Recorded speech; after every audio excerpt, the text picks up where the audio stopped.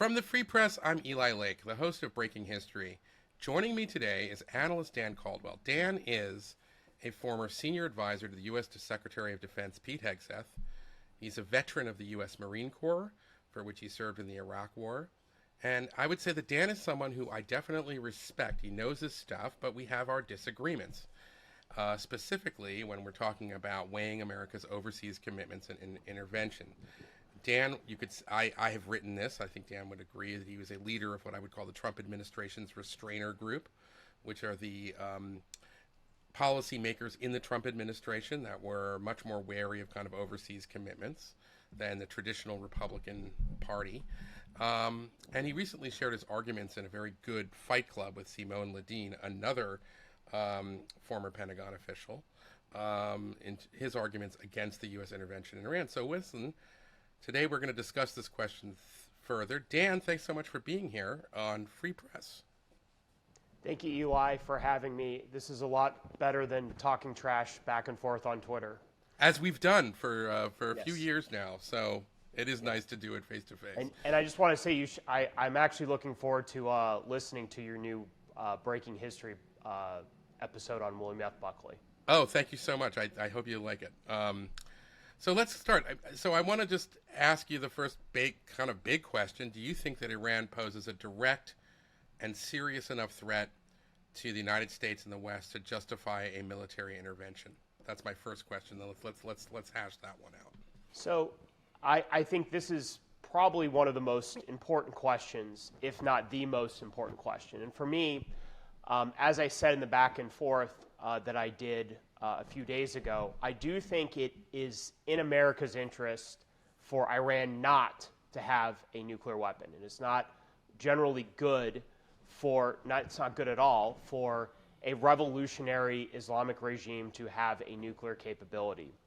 Where I diverge from others, though, is the question of, is it an existential threat to the United States and is a vital national interest? Meaning, does a nuclear-armed Iran threaten the United States in, say, the same way that a China does or a nuclear-armed Russia does? And for me, right now, the answer is no. I don't believe that Iran is going to get a nuclear weapon imminently. And I know there's a lot of debate over the intelligence of that, and you could even argue around what does imminently mean. There is also a question of, will they be able to develop the delivery systems, the capability to strike the United States? And I do also think that you have to look at what is the intent for Iran behind getting a nuclear weapon. It's worth noting that Iran's nuclear program, their pursuit of a nuclear weapon actually began under the Shah. And along with the development of their long-range missile program, it began under the Shah because Iran is in a region where they're surrounded by a lot of states that don't share their religious values, that traditionally have been hostile to them, and they look to do things like fund proxies and build missiles and acquire things like nuclear weapons to help better secure themselves in that environment. Now, the fact that Iran is ruled by a bunch of Islamic radicals obviously adds another element to it. So, with all that said, again, I don't think it is good for Iran to have a nuclear weapon, but I can't say it is existential for the United States or it's in our vital national interest to prevent them. So, for me, that means that I think the best way to prevent them from getting a nuclear weapon is through diplomatic means. And yes, diplomacy requires a credible military option, but I think the risks of an American intervention in Iran, what that could do to our ability to properly deter China, the cost it could occur in primary lives and dollars, the impact it could have on the global economic situation, and the broader instability it could bring to the Middle East, for me, leads me to believe that it is not currently in our interest for us to get militarily involved in this war directly involved, we are involved in defending Israel, directly involved in this conflict with Iran. Okay, well, let's go through a couple of those things, because you talked about instability. Wouldn't you agree that Iran is a driver of instability in the region? Absolutely. Currently, it is. Okay. It has funded proxies in the region. It has supported bad actors in the region. Have other countries as well. You know, Saudi Arabia and Iran right now have a bit of a detente, but they have at various points driven instability in the region. But this gets to another important point for me, is that the Middle East is not as important to the United States as many people here in Washington, D.C. make it out to be. Well, I want to put a pin in that because I think that's an excellent point, but I want to kind of get back to the instability point. Because I would argue that if you want to take the long tail history of Saudi Arabia, there was a period, I would argue, probably up until the mid-2000s, more or less, where the Saudis played a Janus-faced kind of double game, where they would not allow, as you know, radical Salafi jihadists to really operate within their country, but they were happy to export that and to fund it abroad. So the Saudis worked very closely with Pakistan, which certainly seeded Salafi terrorist groups in Kashmir, in Afghanistan, and they did it all over the world, and it's not good. But they have reformed. I think you would agree with that. Let's just establish that. Yes. The Saudis are no longer playing that game, largely because of the leadership of the Crown Prince, Mohammed bin Salman, who has done other things we don't like, but let's just give him credit for that. The Iranian regime, on the other hand, their raison d'etre since 1979 has been to advance what they consider to be sort of their Shia version of an Islamic revolution. And so that has meant that, yes, the Saudis were involved in a vicious war in Yemen recently, but what were they responding to? They were responding to Houthis who were supercharged and funded and armed by the Iranian Revolutionary Guard Corps. Ditto in terms of Syria. Lots of countries got involved in Syria as Syria was kind of unraveling, but it was the Iranians who intervened along with the Russians on behalf of Bashar al-Assad, who was really, I would say, kind of creating the conditions under which the other Sunni jihadists, mainly ISIS and al-Qaeda, kind of themselves became more involved. And that's what I mean by, like, Iran itself is this sort of driver of instability. So if a war like this that really humiliates them or leads to an end of that regime or rethinking of that regime, a kind of massive military defeat that gets them to rethink a strategy that's nearly half a century old, wouldn't that contribute to stability in the medium term? Again, that's another very important question. Yeah. And I think the biggest thing is we cannot say for sure. And there's a lot of evidence that actually it would make instability worse in the region. And here's a couple reasons why. Yeah. Okay. Is first, we don't know for sure what would replace the Islamic regime in Tehran, in its current form. Agreed. So if say the Israelis kill the supreme leader, there is a world where an actually more radical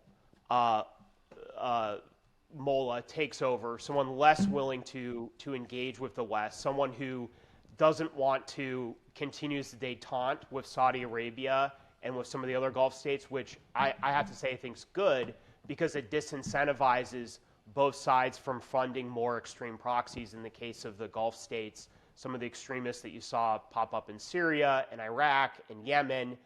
And in the case of the Iranians, it makes proxies like Hezbollah less important to them. So that's a risk. And there's also a risk, too, is that Iran could devolve into a civil war. It is a country that is, yes, dominated by Shia Persians, but they have Kurdish minorities, they have Arabs in the southwest, they have Azerbaijanis, Turkmen, Balochis in the southeast. Don't forget my favorites, the Kurds. Yes, the Kurds in the northwest, who are, I believe, their second or third largest minority, and they have a lot of armed groups. So you could have a situation where Iran turns two into main armed groups.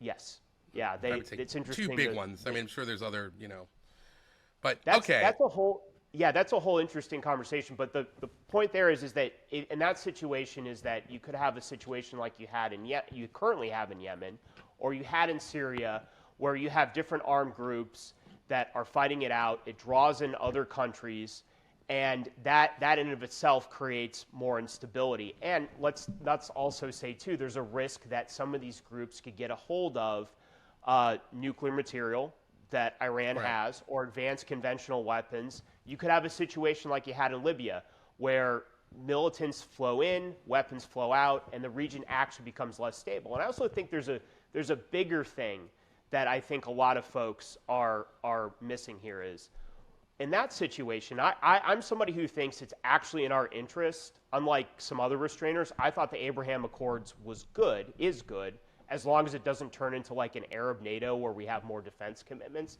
I think it's an effective balancing coalition that checks Iran and can help keep an external hegemon out of the region.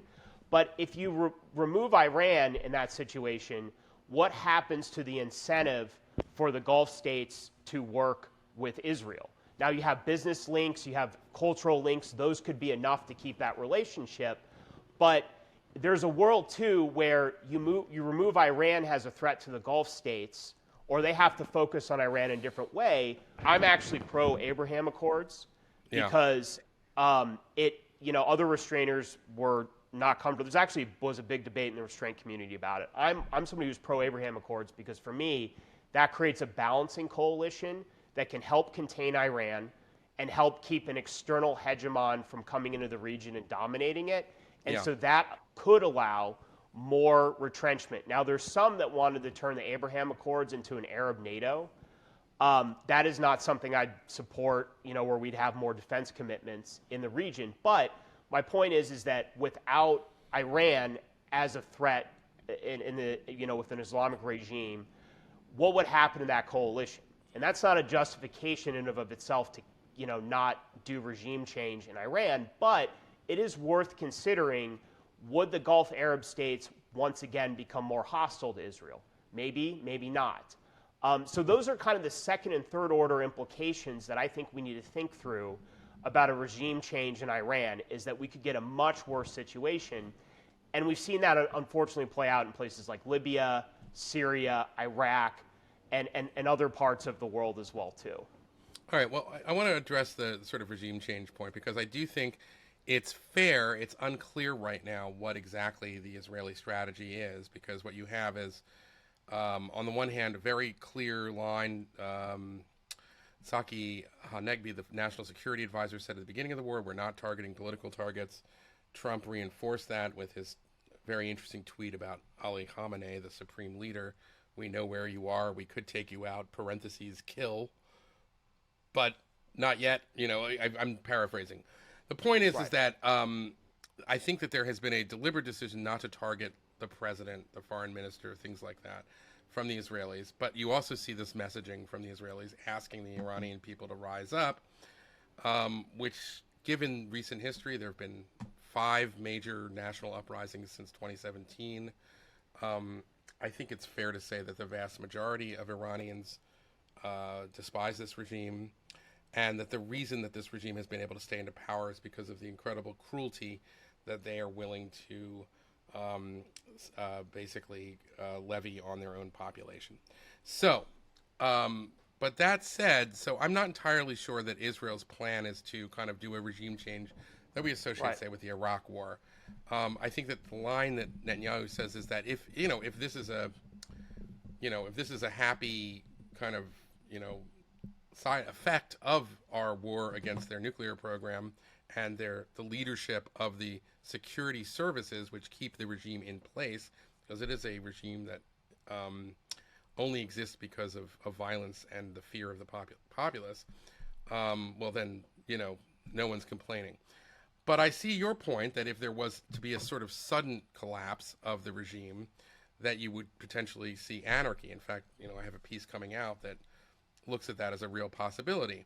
So these are risks, but I would argue that there was risks on the other side of the ledger, which is to say, and maybe this is a good opportunity now to sort of get into the sort of, let's agree on the sort of common set of facts We don't have to go on rumor, intelligence, estimates and this Right. one and that. We just say we know they were enriching to 60%, which is, a hair's breadth from what you would need for nuclear fuel. There's no peaceful purpose for that. We know that they had an industrial-sized program, which they were allowed to keep because of the JCPOA. We know that they were massively increasing their ballistic missiles program. The Chinese were actually helping them with that. And we know that this was kind of a window of opportunity because the Israelis had taken out their air defenses in earlier attacks and had basically decimated the proxy networks that Iran would have counted on sort of to join the fight. Hezbollah and Hamas, the Houthis are still around, but they're not as serious as particularly Hezbollah and the massive amount of missile stocks that they had, which are now they've basically been neutralized.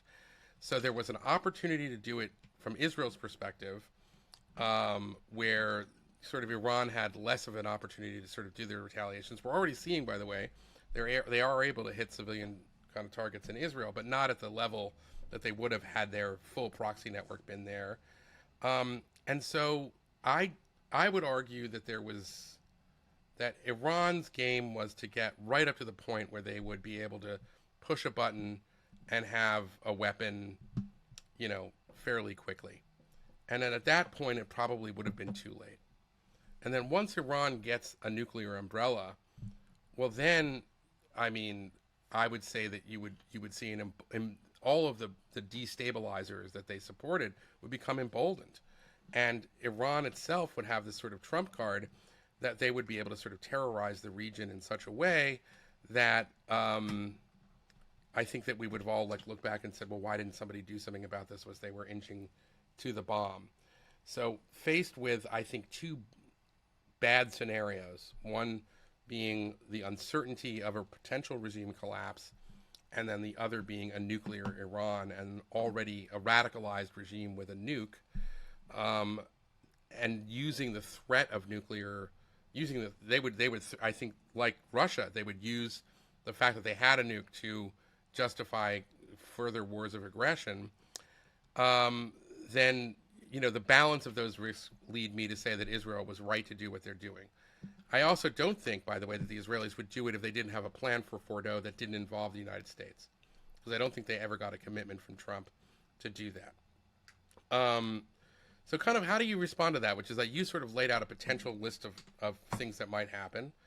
And I'm conceding, I think that there is a risk that if the regime topples, if there is anarchy, if they haven't taken out, the major nuclear sites and they haven't secured the materials, yeah, there are a lot of really bad scenarios, and we have to grapple with that.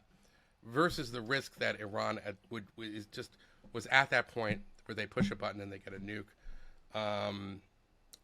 Can you sort of see my side of the ledger on that? That it's not a all these terrible things are going to happen if you do it versus Right. The status quo is fine. It's like you have to sort of make a decision, kind of a pick your poison. Right. Well,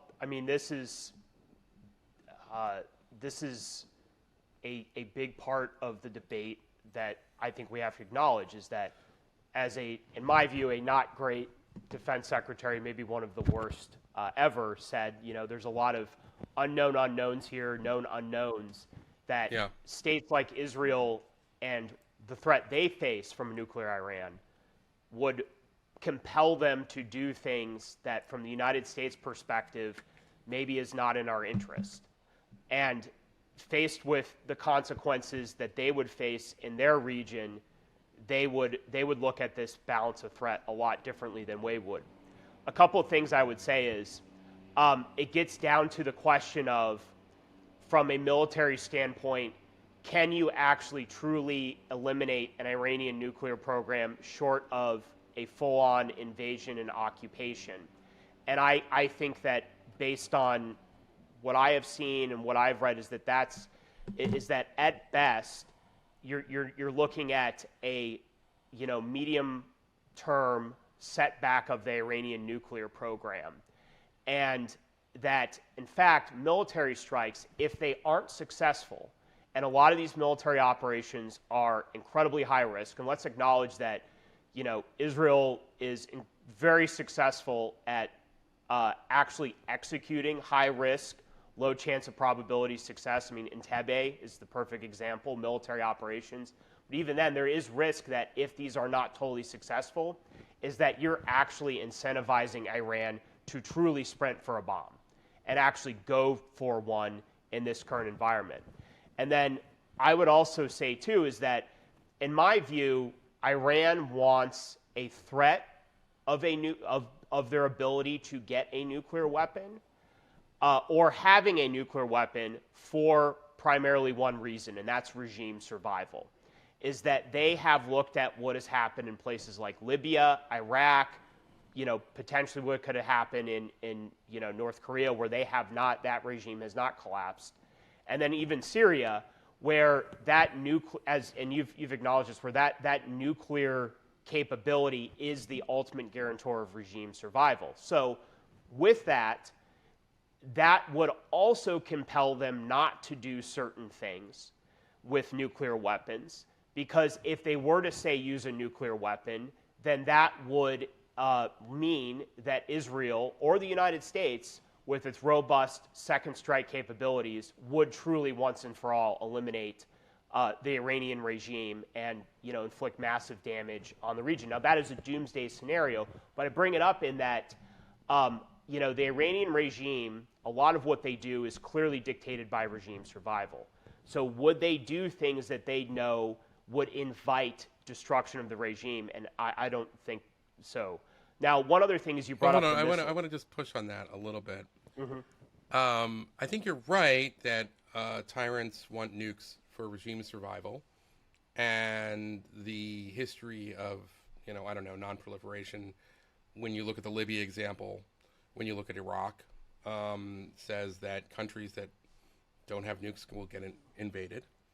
But I think that you have to acknowledge on the other side, because the nature of the regime here matters, and I think this is a flaw in a lot of the foreign policy realists in general, which they don't make enough distinctions between the compositions and the motivations of states. And so, Iran, for their regime to survive, means that the Islamic Revolution, in the broadest sense, survives. And so if they have a nuclear umbrella, then that would mean that the region would have to tolerate more of their already awful destabilizing behavior. The Iranian leadership may or may not have known about October 7th. The reporting is somewhat mixed on that, but they certainly are responsible because they fund and train and arm Hamas, the group that did it, and they were delighted when they pulled it off. So I think from Israel's perspective, they're saying, well, that's not tolerable, and we're going to only get more of that if they have a nuke, because that'll deter us or deter others even more. So yeah, they want regime survival, but it's the nature of the regime that matters. So I don't think it's just a matter of leave us alone. And the other thing I would just say is that, using Occam's razor, if you just wanted to survive, there's a lot of things Iran could do that would secure their regime from external threat, which would be like, don't support terrorism, don't kill Americans, don't violate the IAEA NPT safeguard protocols, as they were just called out for last week. There's all kinds of things that the Iranians could do that would be much less costly ways and simpler ways of ensuring their regime survival. I think it's more than just saying they want regime survival. What they want is they want to have an aggressive, revisionist regime that seeks to alter the Middle East and become the dominant hegemon in the Middle East. They want that to survive. And so that, I think, does change the calculus in that regard. And I think it's just not as simple as saying, oh, they just want to survive like any other state. You know what I'm saying? Like, there's a reason why Oman right now is not like a threat, because Oman doesn't do stuff that anybody would be like, oh, we got to get rid of Oman. It's Iran is the problem. Right. But there's we kind of touched on this at the beginning of the conversation. There's a difference between Oman and Iran in the sense that Oman is Arab country, Gulf Arab state, good relations with its neighbors, has a lot in common, where Iran historically has not, because of its, their different ethnic composition, different religious composition. Yeah, but they could. Iran easily could have fine relationship with its neighbors. Right. It's not because it's their ethnic relationship. It's because of their behavior, I think, that there's a problem. Right, but these antagonisms have been historical and predate the Islamic Revolution. And again, I'm not downplaying the Islamic Revolution adds a danger here that can't be ignored. But again, I think that we also too need to acknowledge that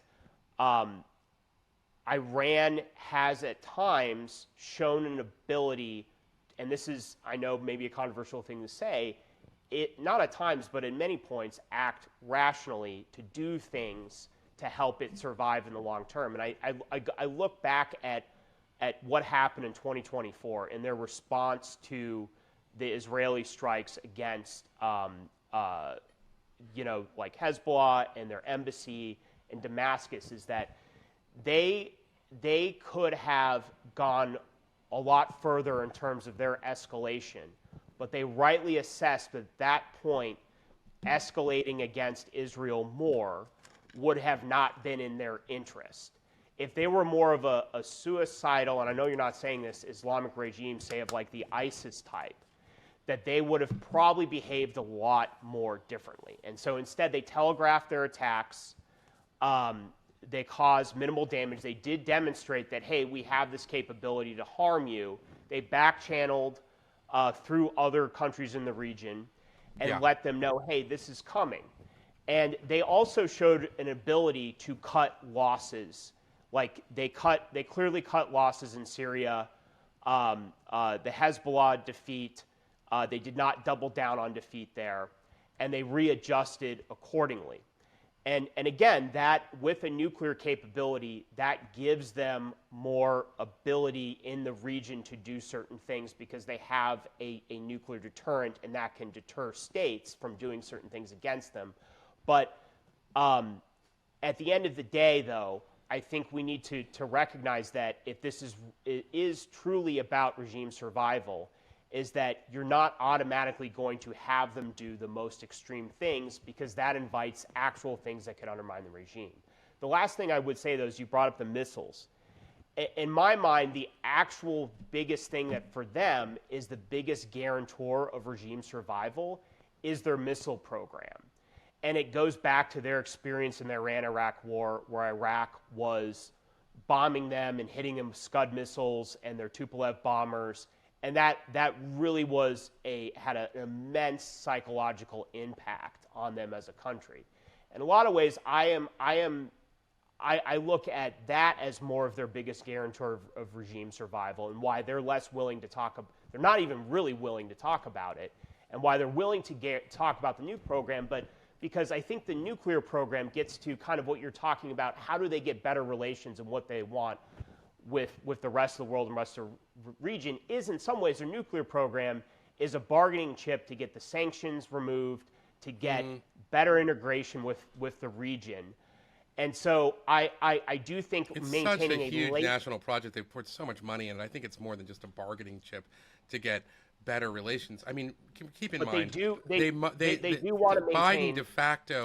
Biden de facto stopped enforcing the sanctions even after Trump got out of the deal. So under Biden, they really didn't face the kind of crippling sanctions, and yet it was under Biden that we saw them go and start, stockpiling the 60% uranium and aggressively expanding. They had the best of both worlds under Biden. Biden was desperate for a deal. He didn't do anything in terms of the economic warfare that Trump did in his first term, and Iran didn't care. If they were just interested in using it as a leverage or bargaining chip, they had Rob Malley, the softest of the soft, basically leading the Biden administration's negotiations. They could have easily taken that and run with it, gotten another, JCPOA-like agreement, and, it would have been fine. Well, and the reason they didn't do that is because they want that nuclear trump card, I think. Well, I actually think that there's a lot of reasons you didn't see actual there's been more progress, I think, on the in the Trump administration towards a deal than there was in 4 years of the Biden administration. And you even have a lot of folks that are involved in that admitting them.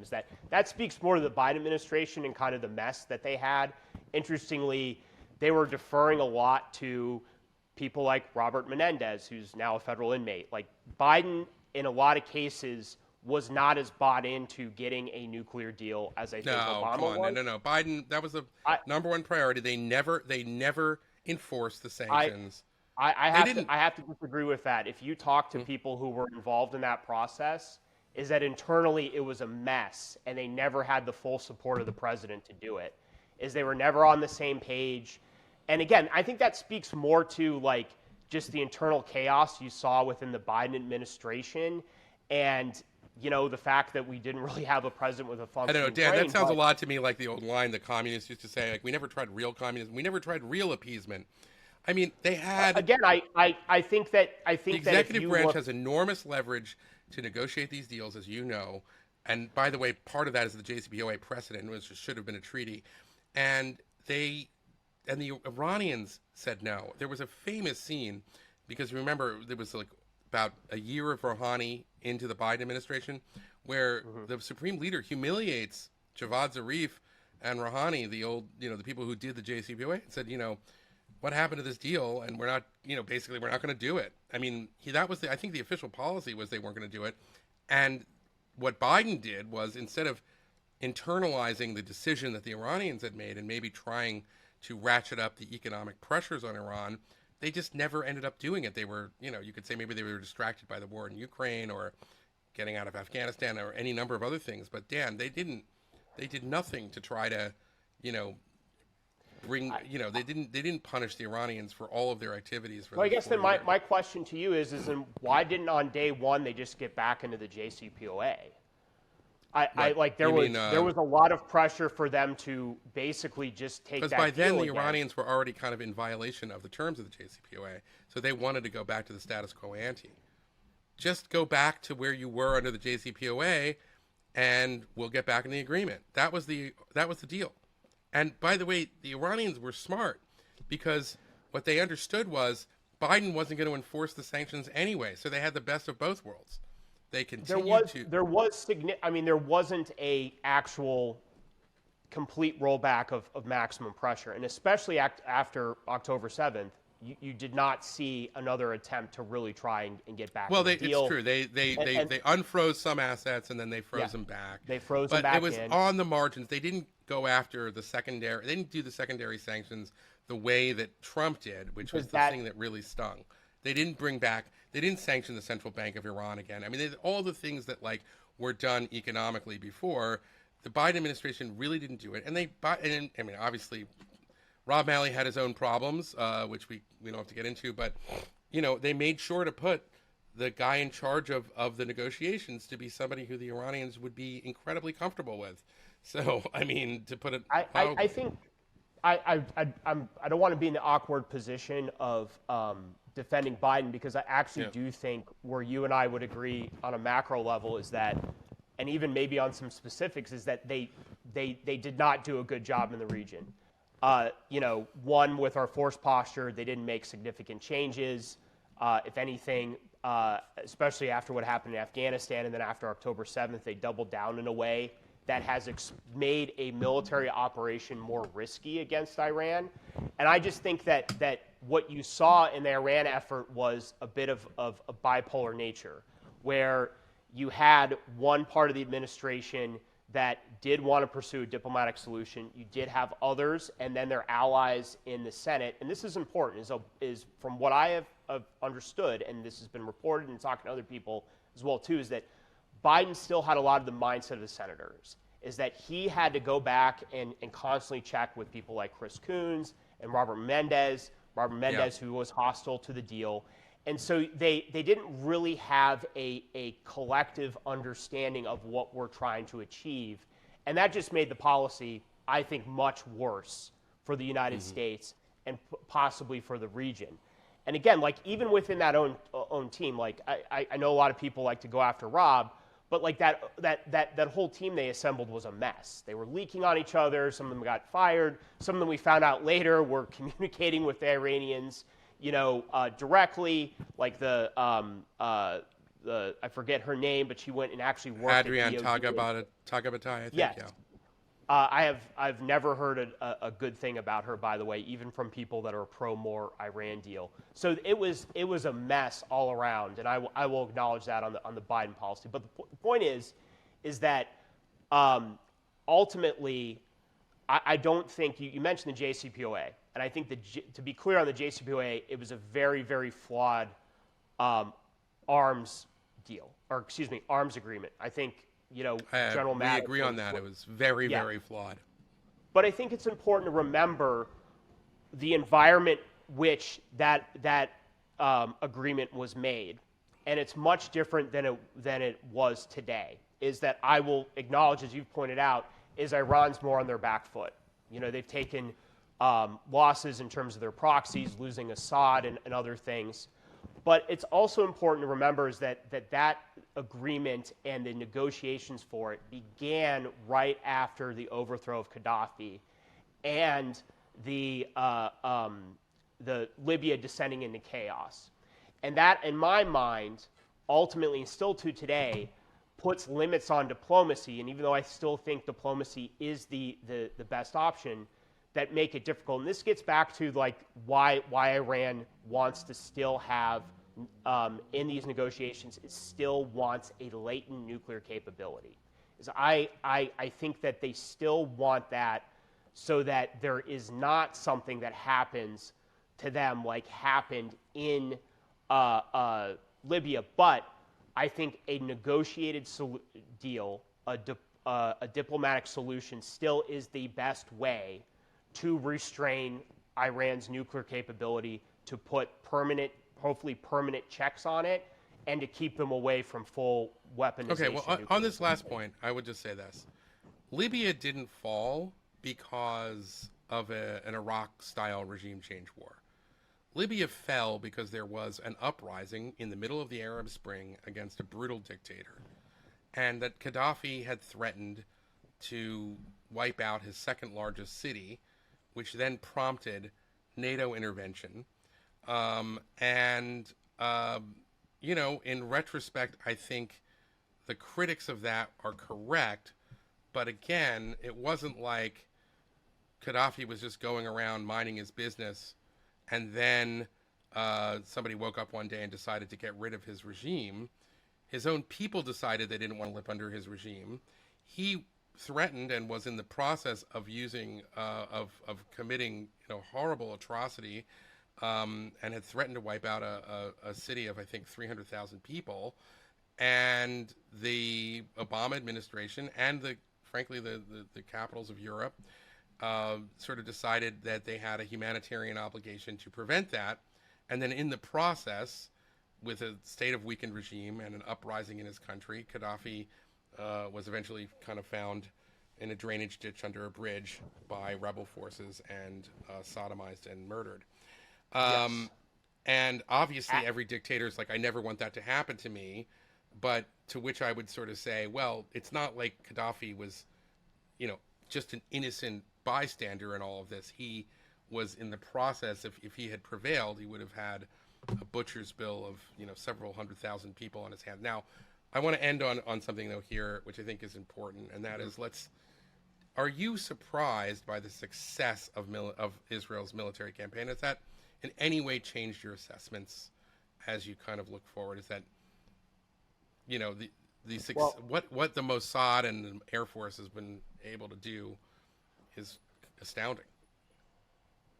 So just one final thing on the Libya front is, again, as you point out, that would not have happened. You would not have had Gaddafi overthrown without NATO and primarily American air support.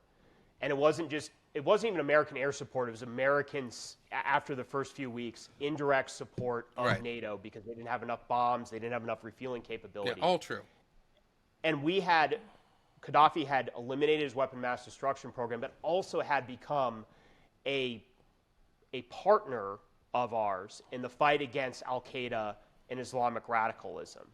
And so I think it as one of my former colleagues said, is really, truly an underrated foreign policy disaster. But I understand your points about the European dimension and whatnot, but to your point about the Israeli but the Libyan people dimension too, Dan. And I just want to say that some of this is like, a nuke will protect you from being invaded. A nuke will not protect you from, the Soviets deciding it's not worth it anymore. We're not going to put down, these uprisings in Germany. I mean, I'm just saying that there's a limit to it. There's an internal dynamic. I understand that. A nuke doesn't really protect you from. But anyway, okay. I understand. Yeah. Now, to your question about the Israeli military operations, is a couple points. Is clearly on the first 48 hours is that they caught the Iranians on their back foot. Is that the elimination of their high command, some of the missiles that would have been used in the first strike, that was obviously a military success. But what we've got, what the war currently is, absent an American military intervention, is really a type of race, or you could call a war of attrition. And I use the race analogy because Israel and Iran are in a race to see who can destroy the other's critical weapon systems that are hard to replace and exhaust their key munitions before the other side does. So for Israel, they are right now trying to destroy Iran's ballistic missile and, more importantly, their ballistic missile launchers. And Iran is trying to outlast the Israelis and their precision munitions that they're using in these strikes. And also, I think more critically, the supply of anti-ballistic missile interceptors that both the United States and Israel have very limited quantities of. And I note the Wall Street Journal has reported that Israel's already running out of their Arrow missiles. The United States, because of our intervention in Yemen, both last year and this year, is very low on certain types of interceptors that we've been using to protect Israel. We make only about, and again, I'm not revealing anything that's classified here, this is public knowledge, only about 100 to 150 THAAD interceptors a year. And Iran so far has launched, I believe, somewhere in the neighborhood of 500 to 600 ballistic missiles. So it's a race right now, and I have smart people that tell me that Israel has a slight advantage and Iran has a slight advantage. So you could reach a point, and it's absolutely terrifying to watch some of these reports of strikes. Before this call, I was actually supposed to talk to somebody who's in Israel, and we had to cancel the call because there's an ongoing strike. It's terrifying, and there's a real human dimension to this that we can't ignore. But if you get to that point where we don't have enough interceptors to protect Israel, then you could see significant damage. And we're just talking about the missiles that can reach Israel.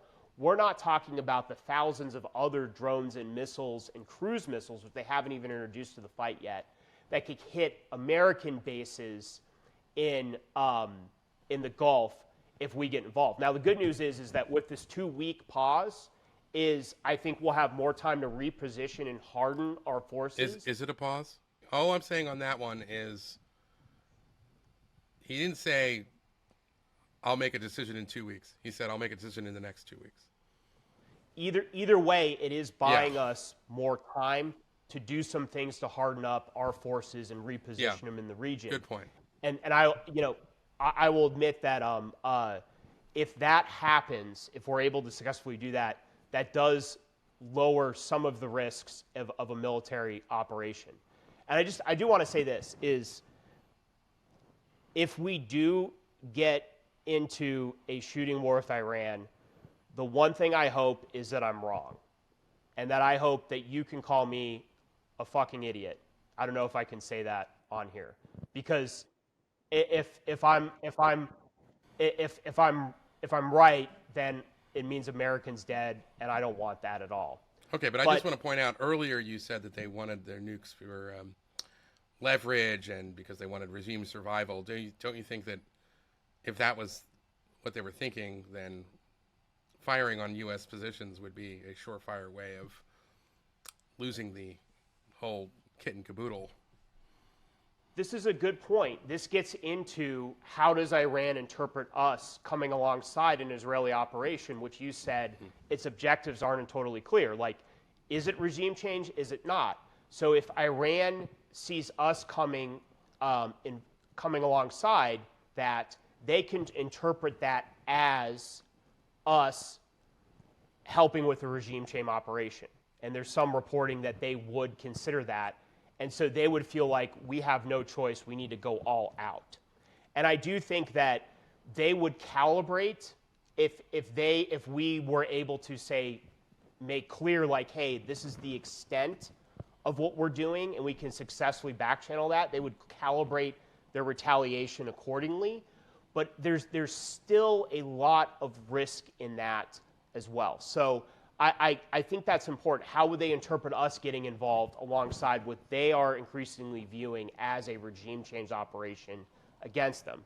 But there is a bigger kind of 50,000-foot issue here, too, that I don't think we can ignore, is that if we do get into a shooting war in the Middle East and we are more successful than anticipated, like its overwhelming success is that we would still be expending a tremendous amount of critical munitions, wearing down military equipment that are needed in a potential fight in the Pacific, where I do think we face real vital interests and threats.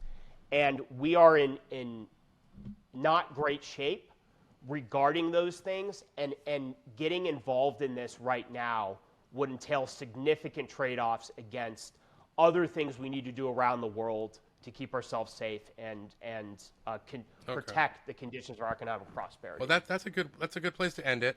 And we'll have you back, Dan, to talk about the things that the Pentagon is doing and what you were preparing when you were at the Pentagon to address this anemic defense industrial base problem that you have identified. Which I know that is something I know that is a high priority for Secretary Hegseth and President Trump, and I know that you and Darren and Colin and others were playing a big role in trying to turn that thing around. It doesn't get the headlines, it's not as sexy, but I think it is as important to our national security as almost anything else. It's that and the debt that I think are two things that don't get enough attention in the national security discourse. So thank you again for coming on, Dan. This was really fun. Thank you, Eli. I enjoyed it.